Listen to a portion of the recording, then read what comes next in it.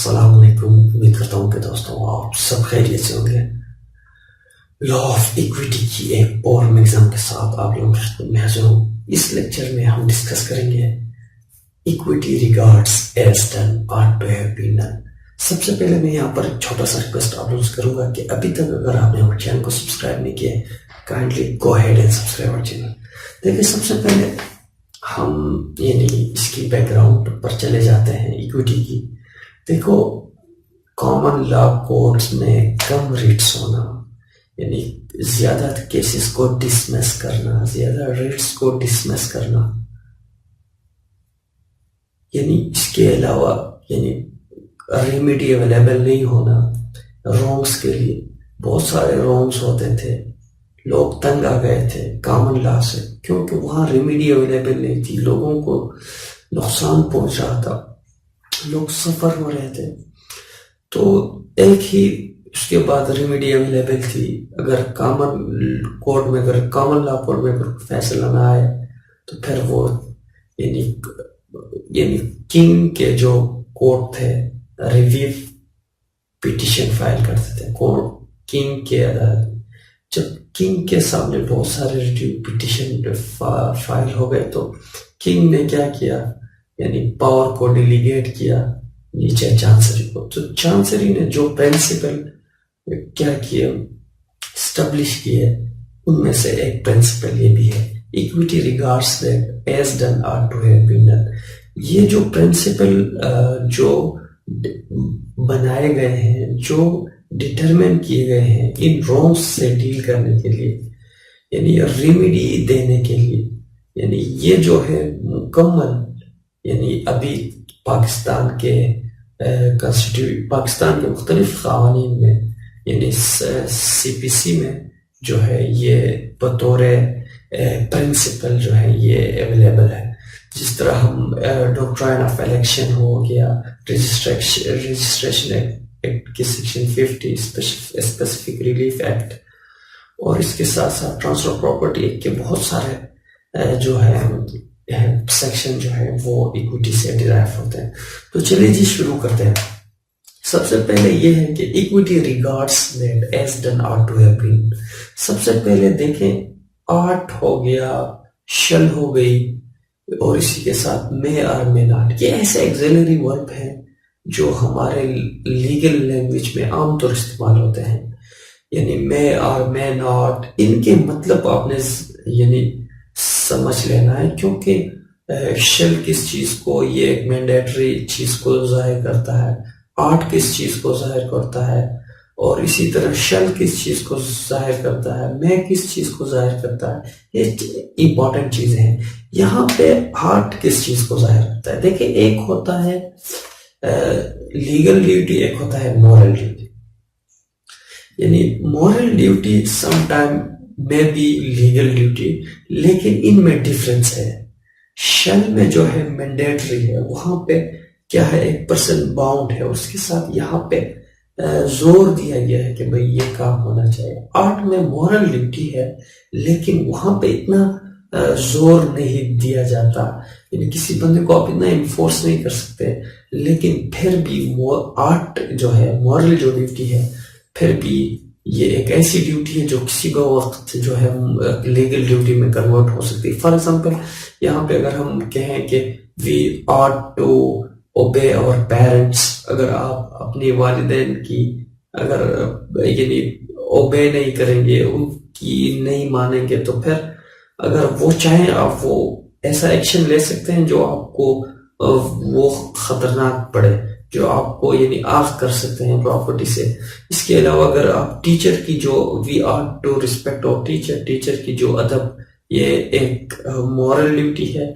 लेकिन अगर आप बार बार अगर मॉरल ड्यूटी को आप ब्रीच करेंगे, अगर वो एक्शन ले, तो फिर वो आप उसकी जो मॉरल ड्यूटी है वो लीगल में कन्वर्ट हो सकती है, और वो लीगल एक्शन भी ले सकता है, और आपके कैरेक्टर को तबाह कर सकता है, अपनी सारी कैरियर को तबाह कर सकता है। तो ये कुछ चीजें थी यहाँ पे।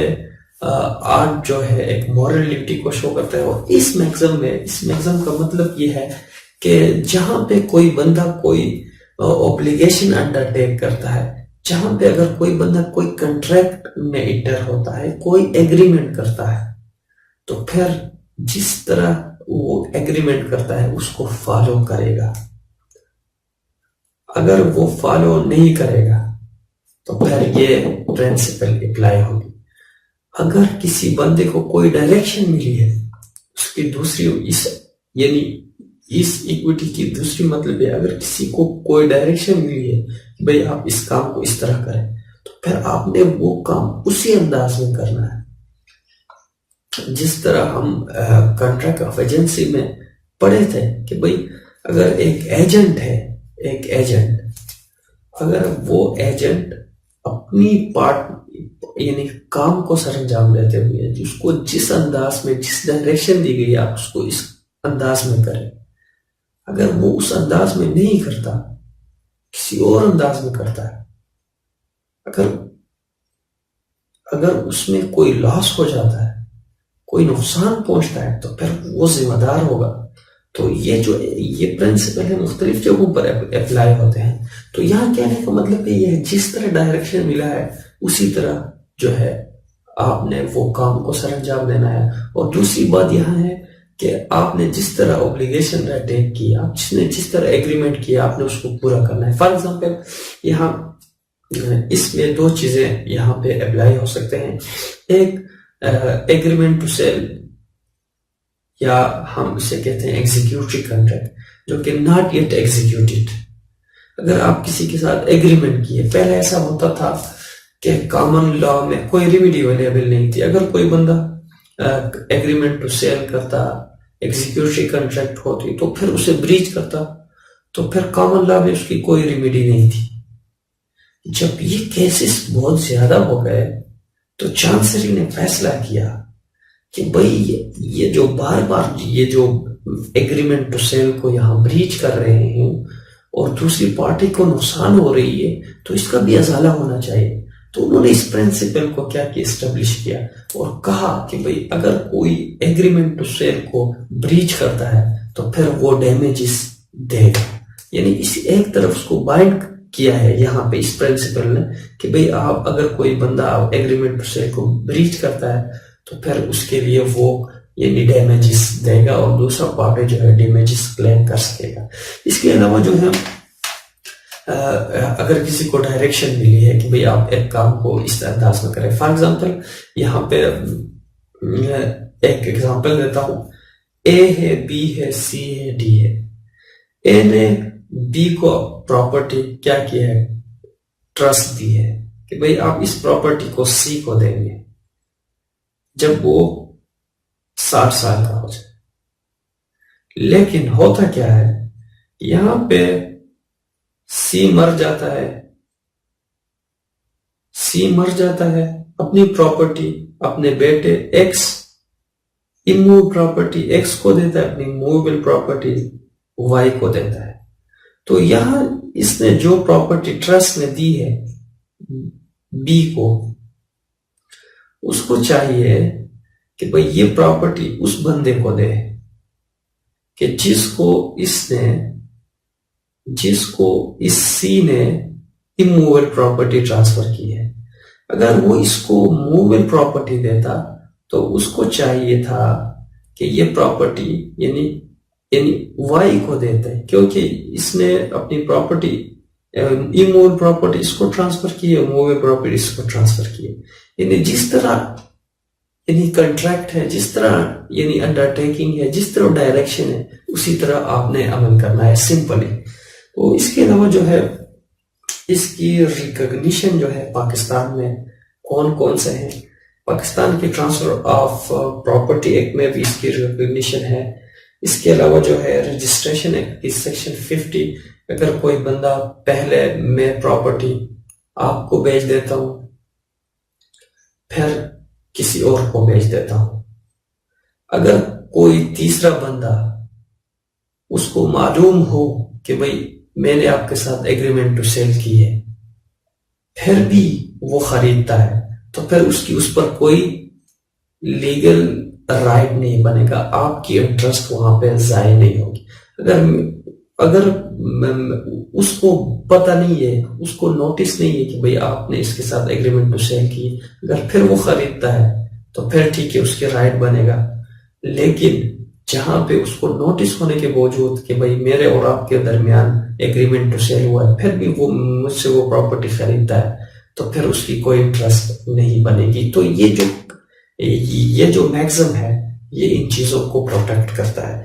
इसके अलावा जो है पार्ट परफॉर्मेंस है, स्पेसिफिक रिलीफ एक्ट सेक्शन 12 जो है ये भी इसके साथ डील करता है।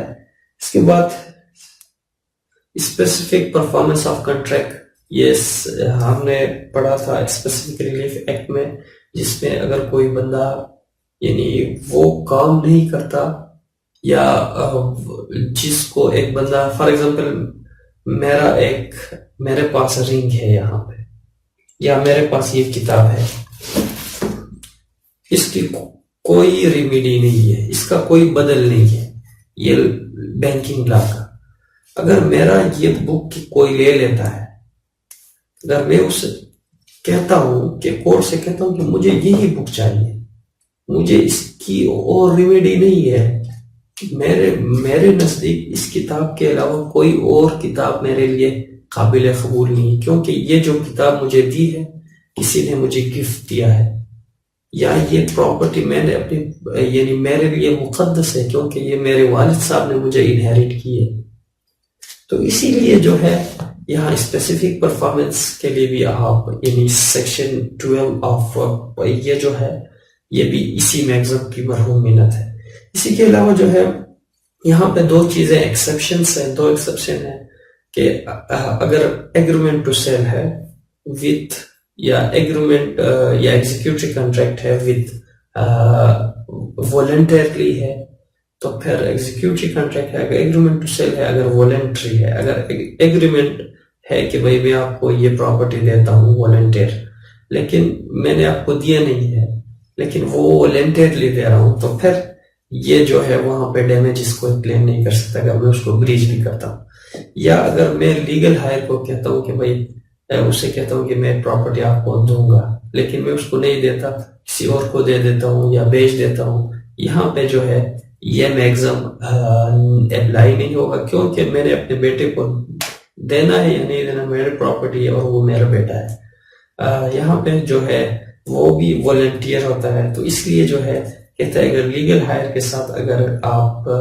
उसके साथ एग्रीमेंट टू सेल करते हो, या उसको कोई कॉन्ट्रैक्ट करते हो, कोई ऑब्लिगेशन अंडरटेक करते हो, यानी तो फिर अगर वहां से आप उखड़ जाते हो तो फिर वहां पे डैमेजेस यानी इस मैगज़म के नीचे वो आपसे डैमेजेस क्लेम नहीं कर सकता। तो उम्मीद करता हूँ कि दोस्तों आज का जो लेक्चर है आप लोगों को समझ आ जाएगा। अगर नहीं आया है आप एक मतलब फिर देखें, आपके पास ये ऑप्शन अवेलेबल है। मुझे दीजिए अपना बहुत सारा ख्याल रखिए। अल्लाह हाफिज, बाय बाय।